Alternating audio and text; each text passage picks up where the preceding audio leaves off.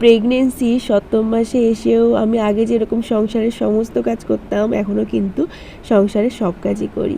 আমি তো সবার কথা ভাবি সবসময় কার এটা করলে ভালো হবে, কার ওটা করলে ভালো হবে, কে এটাতে খুশি হবে, কিন্তু আমার কথা কি আদৌ কেউ ভাবে? তো সেটাই আজকের ভিডিওতে আমি তোমাদেরকে বলবো যে আমার কথা কি সত্যিই কেউ ভাবে। তো এদিকে দেখো রান্নাঘরটা লেপে তারপরে উনুনের যে ছাইটা ছিল তো সেটাকে নিয়ে এসে গর্তে ফেলে দিলাম। তারপরে অনেকগুলো থালা বাসন হয়েছিল, তো সেই থালা বাসনগুলোকে মেজে নিচ্ছি, মেজে নিয়ে থালা বাসনগুলোকে ধুয়ে নেব। আর এদিকে হাঁড়ি কড়াই বের করেছি, হাঁড়ি কড়াইয়ের গায়ের থেকে কালিটা আমি ছাড়িয়ে নেব। হ্যাঁ, কালিটাই আমি ছাড়াবো, হাঁড়ি কড়াইটা পুরো আমি মাজবো না, কারণ হাঁড়ি কড়াইটা মাজবে কুকিমার বাবা। ওই যে তোমাদেরকে বললাম আমি তো সবার কথা ভাবি, আমার কথাও কি ভাবে? হ্যাঁ ভাবে, এই মানুষটা ভাবে, সব সময় ভাবে যে আমার কিসে ভালো হবে, আমি কতটা কাজ করতে পারবো আর কতটা করতে পারবো না, সব সময় কিন্তু ভাবে এই মানুষটা।